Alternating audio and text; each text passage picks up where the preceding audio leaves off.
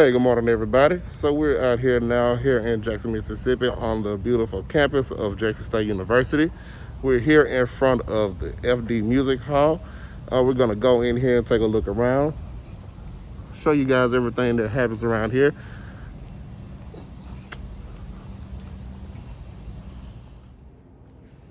Okay, everybody. So this is where all of the magic happens in here. So this is where Jackson State's music department is held. Everything from recitals to the marching band, concert band, everything you can think of. This right here is the recital room. If you can see, it's a kind of a big area, but this is where you will most definitely come in and do like senior recitals. Concerts are held here as well, and all those are the good things. See here you have your director suit.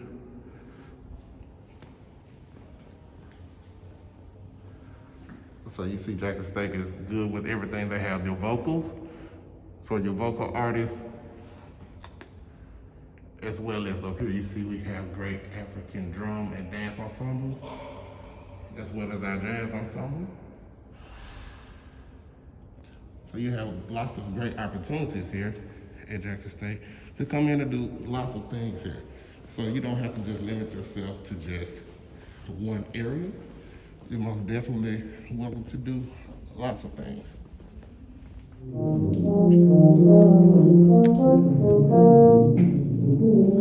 This is the Jackson State Band Room. This is where the marching band practices.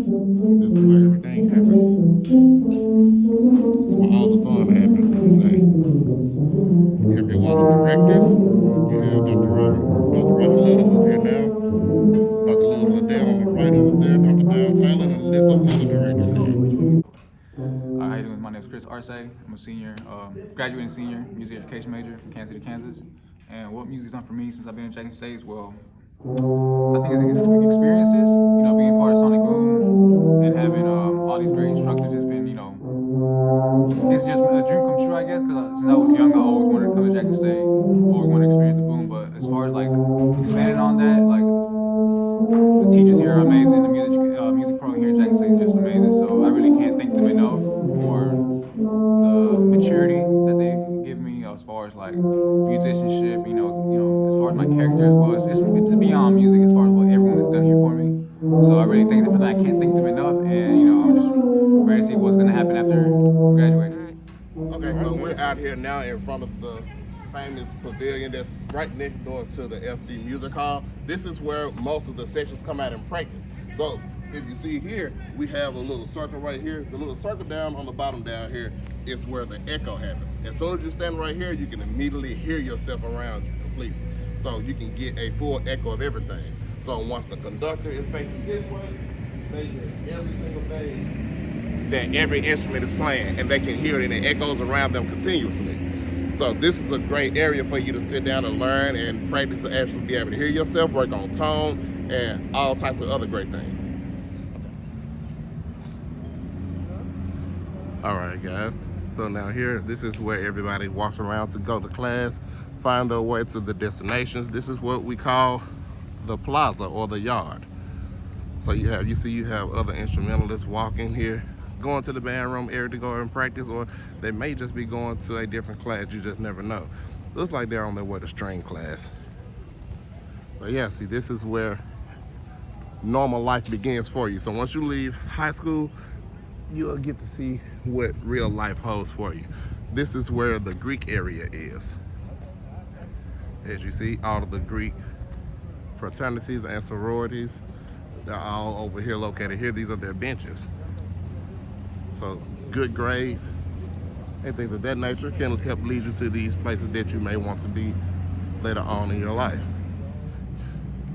Okay, so yes, you are seeing correct. Burger King on campus. This is what you have to look forward to. You get to not only come and learn, but you get all the good tasty foods that you're looking for.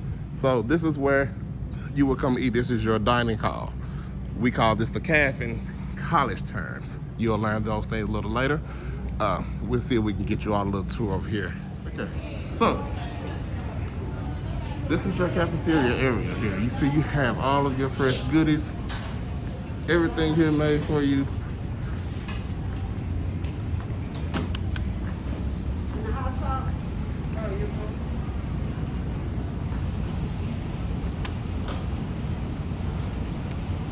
steamy food.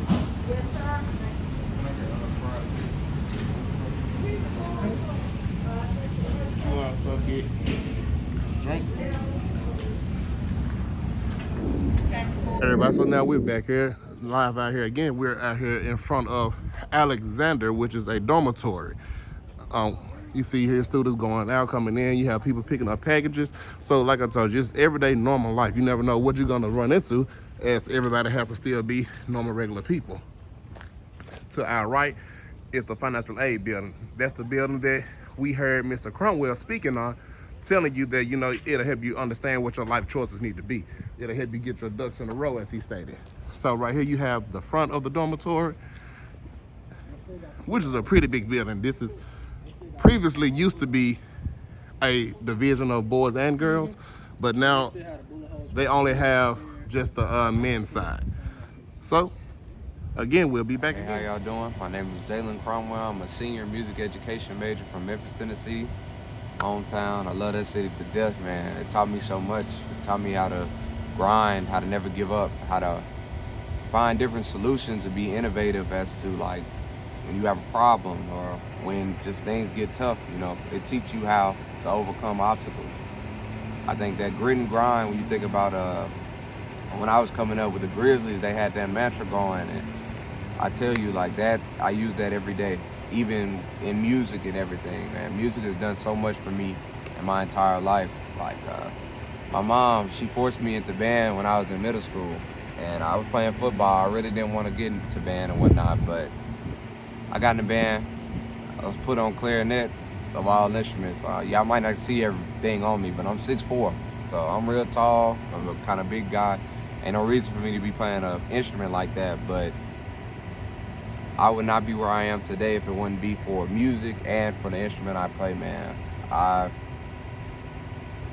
lost my mom when I was 12, and she suffered from paranoid schizophrenia, which is a mental health disorder. And I say I lost her meaning when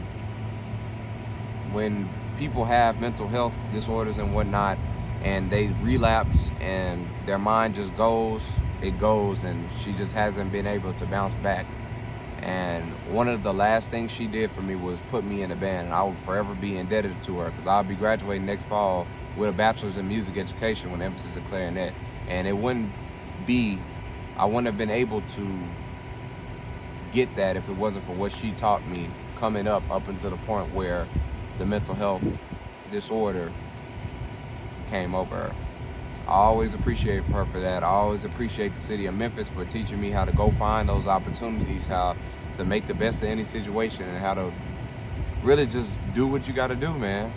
Memphis is a hard city, it's a tough city, but it's a city that teaches you how to live, it teaches you how to make it, it teaches you how to overcome obstacles in anything you need to do. So I think that's the biggest thing about Memphis to me. I love my city. So in Memphis, I went to D Central High School, man. Mighty Sound in Midtown, under the direction of now Dr. Ali Liddell. And the cool thing about Dr. Liddell, he is a graduate from here. He's a crab in 1994 for SOP, the trombone section. And if there's anything I remember him instilling in all of us in high school was the things that we had to learn here when we came to band camp: brotherhood, playing together, making sure you're doing this for passion and not just doing it just because being in a marching band here at Jackson State University, if you don't have a passion to be in this band, you're not gonna make it. Man, my freshman year band camp was from, at least when it was just a freshman, we went from 4:45 in the morning to like 1:30 a.m. the next day. And we leave, home, go to your room, shower, sleep, get back up. We was doing that for about a week and a half straight, man. And the biggest thing that kept me going was the fact that this was a dream.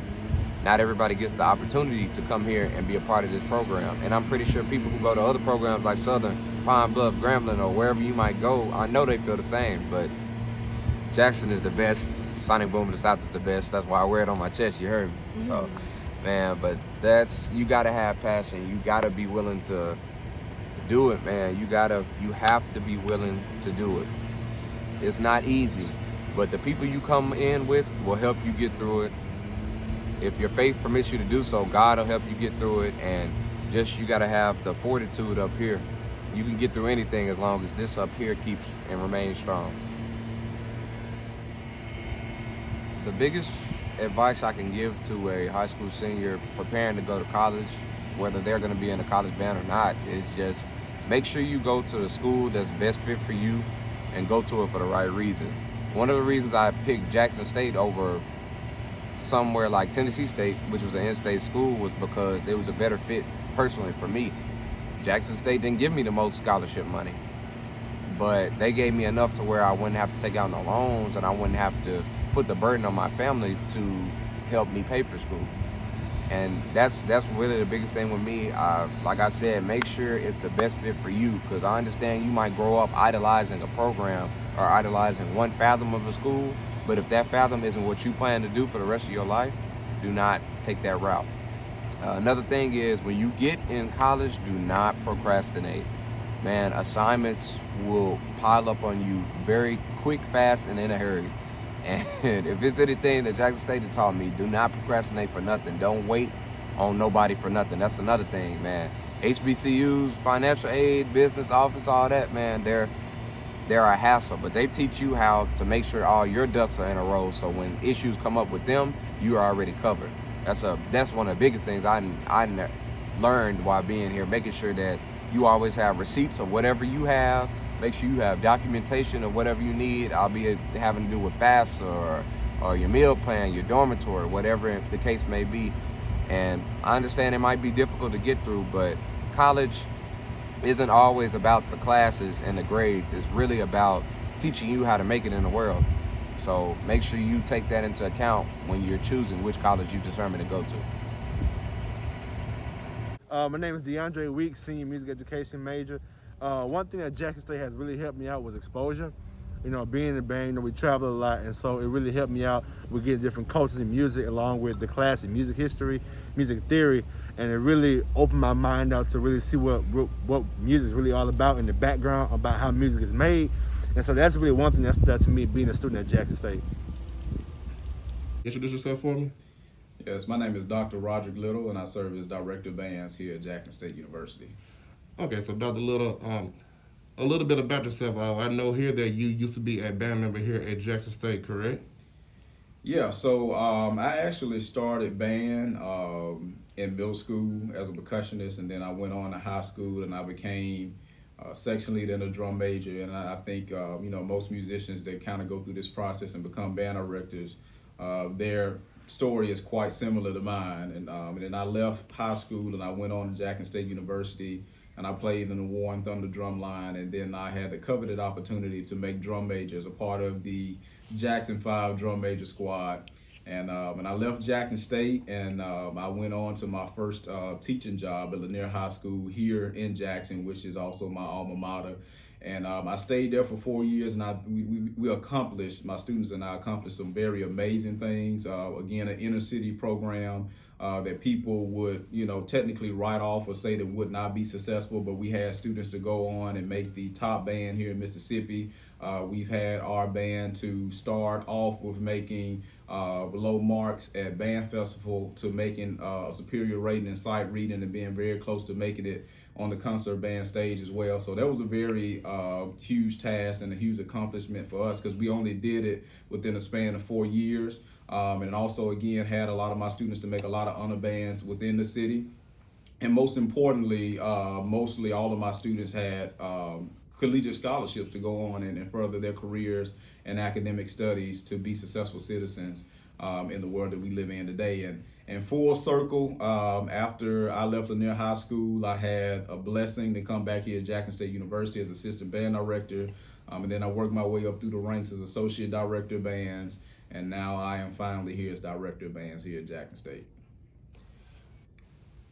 Okay, so now with the time here being at Jackson State and the program being as great as it is, growing and developing and processing so many different types of varieties of music, we seem to find that you all play, again, various styles. So with the city of Memphis being the home of the blues and R&B, how does that relate and reflect towards your students with the things that you play? Do their emotions seem to get tied into this, or how does it play a part with them?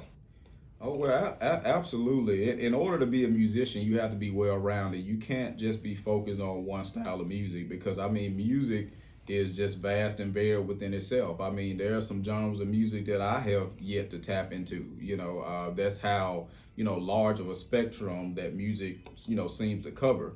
So with that being said, we want to make sure that we subject our students to that and making sure that they are ready to compete in the world as, fluent musicians. And so, as I mentioned, you can't do that just focusing in on one style of music.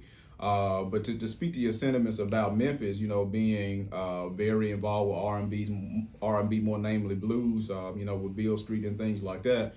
Students come from Memphis, and also in other places too, but specifically from Memphis, they do come with a different sense of connectivity to music when they play.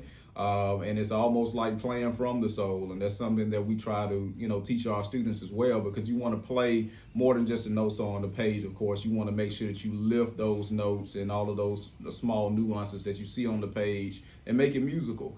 And so with that being said, you can't just do that with playing one style of music. You have to make sure that you open up the spectrum or open the horizon for the students so they can be competitive musicians if they choose to go on and perform on a professional level, or to just go out and be band directors so they can subject their students to an eclectic world of music as well. So that's very important that we have a variety of styles here at Jackson State University. We don't want to say that we're just a pop tune band. We don't want to just say we're a rap tune band. We want to be able to say that our students can play marches. Of course, we focus heavily on our spring ensembles with wind ensemble, concert band, symphonic band, and then we also have some chamber ensembles here as well, percussion ensemble, brass ensemble, woodwind ensemble. We have a fully functional orchestra here. So our students have an array of opportunities to play a large catalog of music, which will overall shape their musical vocabulary so they can be a benefit for students when they go on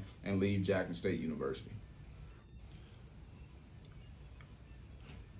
Okay, so now with Jackson State being the school that it is, and it's predominantly one of the most entertainment with them having the sonic boom, and that is a great expression. What do you think the sonic boom does when people hear that name and it just comes to them? What type of feeling do you think people should have or should want to have when they hear the sonic boom?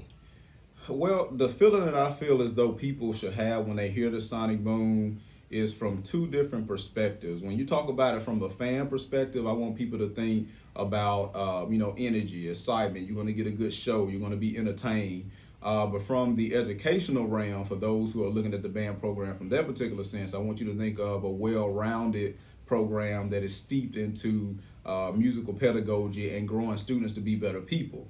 So from those two particular aspects, when a person speaks the name Sonic Boom of the South, those are the things that I want them to think about. Now, of course, if you're looking at it from a competitive standpoint, when you hear the Sonic Boom of the South, I want you to think that you have to make sure that you bring your A game on that Saturday. So again, I just gave you three perspectives. If you're a competitor, you need to be on your A game. If you are a educator or a potential student of the program, I want you to think more so from a musical standpoint of how we shape our students here. And if you're looking at it from the overall perspective of a fan, then that's the entertainment value, what you were left with after the band actually performed their halftime show or fifth quarter or zero quarter.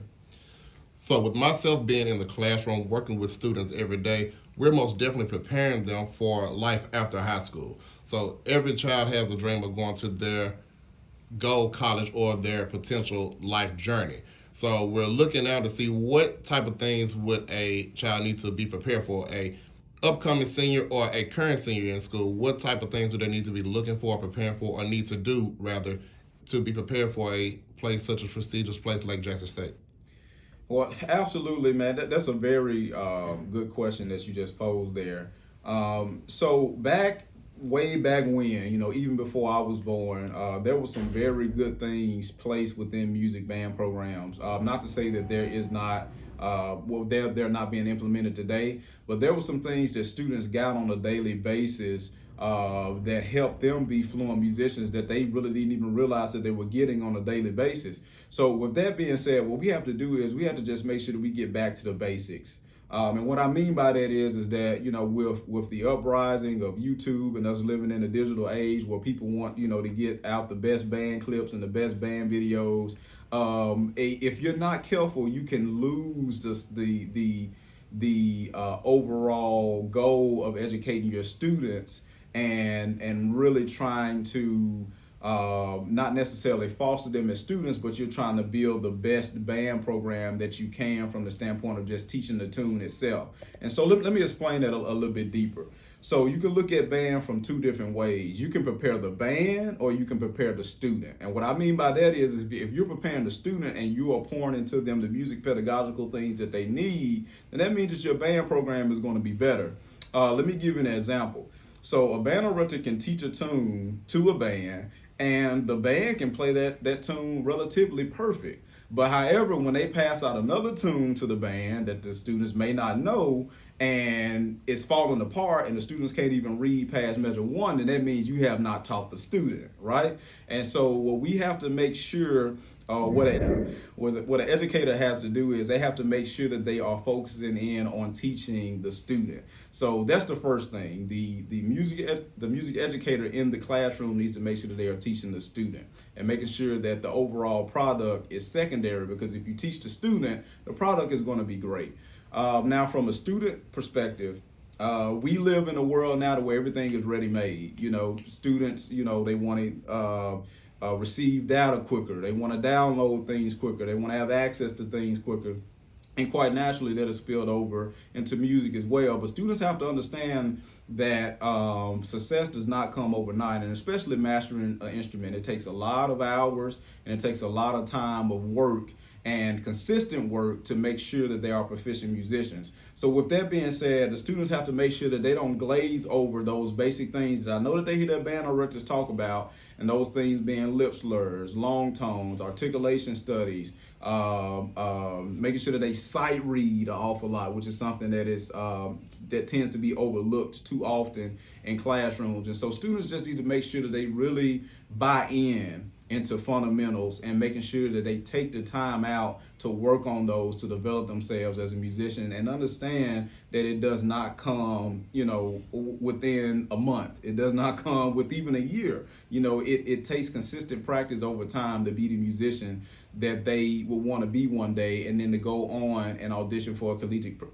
band program such as ours and others and be successful in doing it. So number one is a responsibility of the music educator, and it's also a responsibility of the student as well. From the educational standpoint, for he or she to make sure that they're pouring in the correct information into the individual student and not just the ensemble. And also from the student perspective, to make sure that they are taking their time and making sure that they're using that time wisely to consistently practice on those fundamental things that they need to develop themselves as musicians. Okay, so now as far as a child coming here, when it comes down to them, they've already auditioned.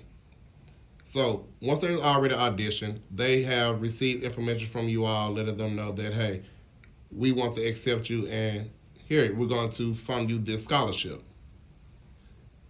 And HBCU and any other school, most definitely, they all have their certain processes, and we most definitely want to make sure that they keep their finances in order. So now, when it comes down to that type of situation, what processes do they need to go as far as when it comes down to receiving scholarships, or what process do they need to go through when they are first coming to campus?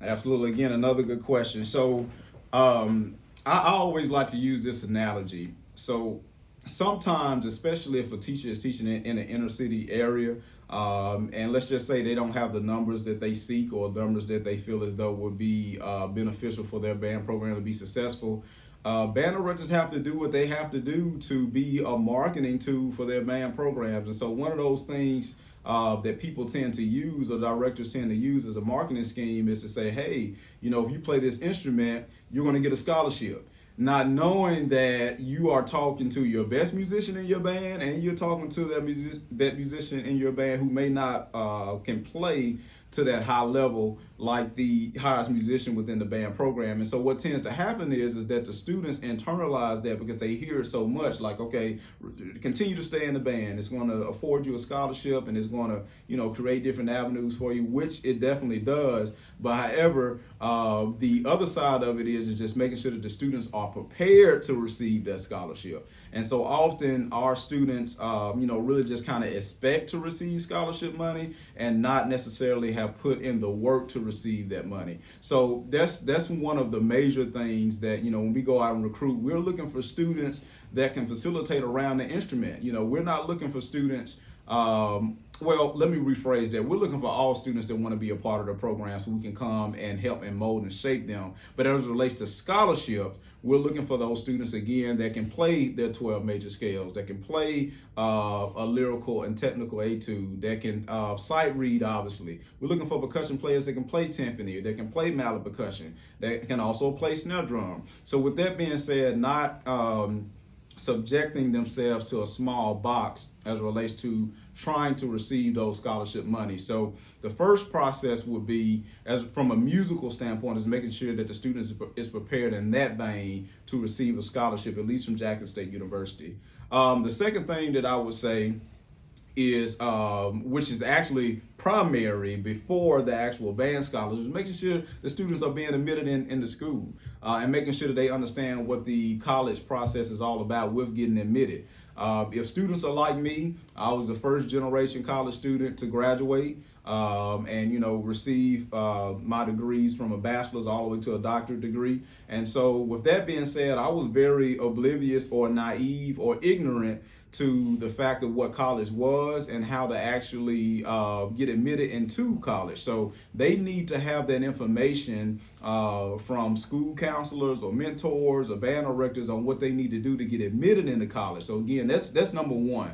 That's the primary goal, just from a general aspect. And then, as I mentioned, the secondary role, but of course primary from a musicianship standpoint, is to make sure that they are ready to receive a hefty scholarship to provide them monetary assistance to go to college. So again, those are the two things: making sure the students have the information that they need to know to get admitted into college, especially if they are first generation students who mom and dad or sister and brother may not have had the opportunity to go to college. They need to seek that help so they can have that information and that knowledge on what they need to do to fill out financial aid, which is the FAFSA, to fill out a college application, to know what the ACT or the SAT is, and know what they need to be admitted into whatever said college that they're going to be applying for. So just that overall knowledge and having that package, and then making sure again that they are preparing themselves as an overall musician. So once they do that,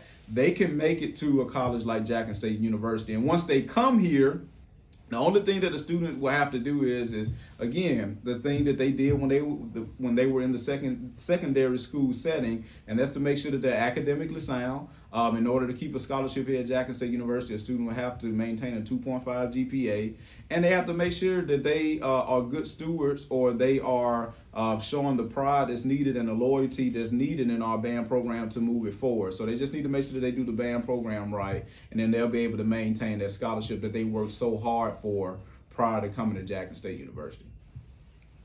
All right, so we'll go to two more questions here.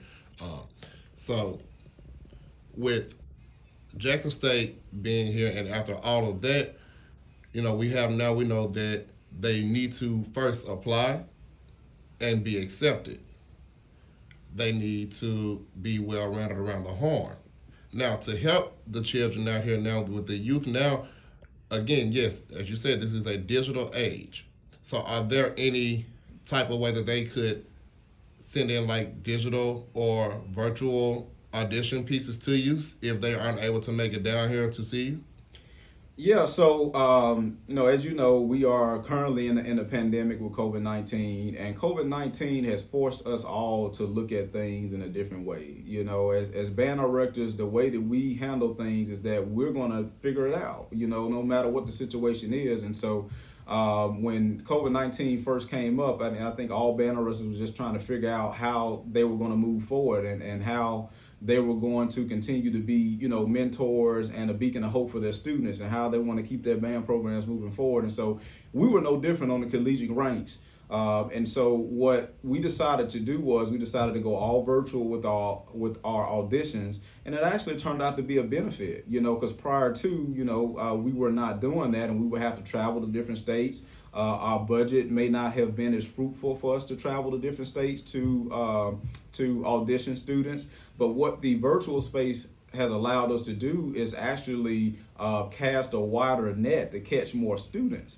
So we now can catch more students across the nation, across the world, really, that we would not have had an opportunity to catch. So to be quite clear, to answer your question clearly, rather, we will continue to do things virtually as it relates to our audition process, and we still will be, contingent upon what COVID-19 is in the spring semester, we still will continue to go to the schools as well. So we're going to be doing both. We're going to be doing our auditions virtually, and we'll be traveling to the schools as well, because we don't want to leave that piece out. We want the students to know that we do want to meet them in person. We want to have that one-on-one relationship with them. We want to have that interaction with them so they can ask us questions. And it's just different when a band director shows up in your band hall. So we're definitely going to be doing that if the atmosphere is safe, of course, coupled with the virtual auditioning as well.